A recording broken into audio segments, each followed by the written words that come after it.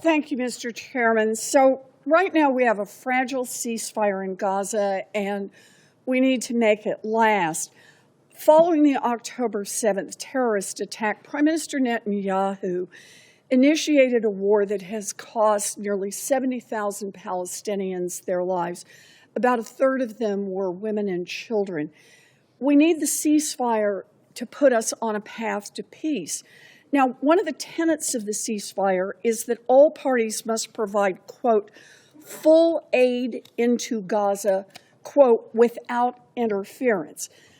This is powerfully important. For months, the Israeli government had a near total blockade of food, medicine, and other critical humanitarian supplies, leading to 500,000 Palestinians in Gaza suffering from the first declared famine in the Middle East.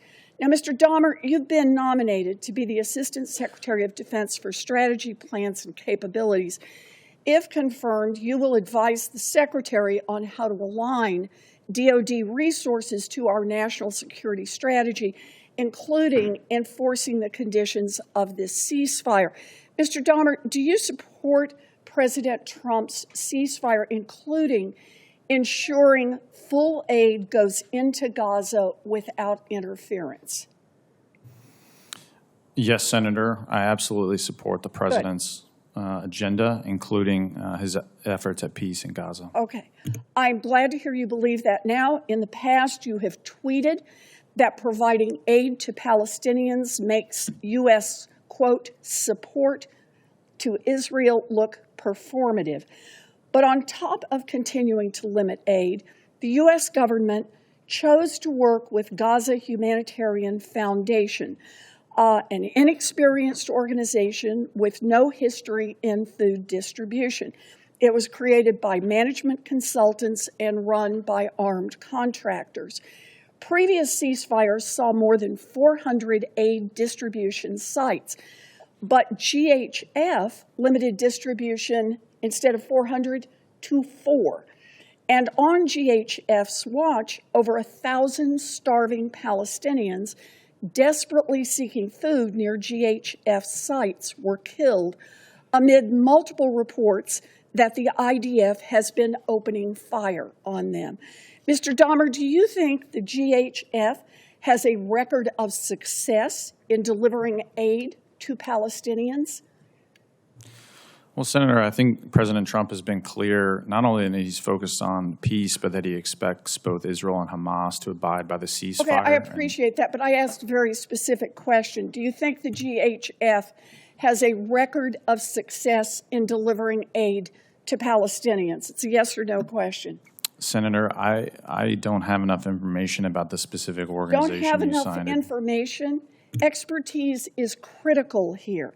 And I'm worried DoD's complete indifference to the experience in delivering aid will only cost more Palestinians their lives.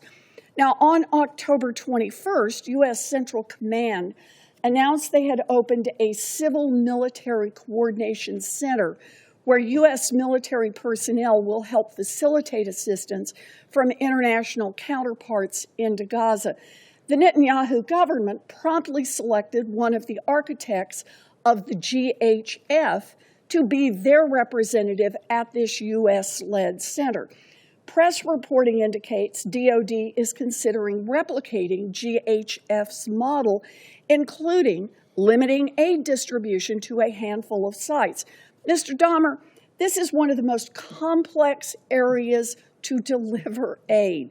Would DoD be more successful by partnering with experienced aid organizations that have had some real success in delivering that aid?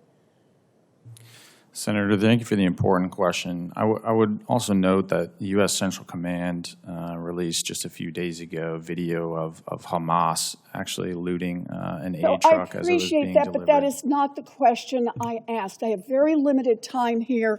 The chairman is very strict about our time. I'm asking you, this is a complex part of the world to deliver aid in. Would DoD be more successful if they partner with somebody who actually had some success in delivering aid in this region? Senator, if confirmed, I would commit to always working not only across the department on our security cooperation efforts Could I and just have a humanitarian yes or no aid. to my question? Senator, I'm sorry, what is this? What is the question? The question is, it's a complex area to deliver aid.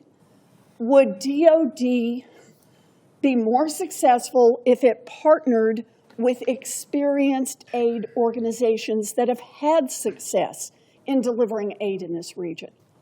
Senator, I would agree that a demonstrated record of success would be a positive indicator of future success. Well, I appreciate that. 500,000 people are starving in Gaza right now, and we need to do everything we can to help.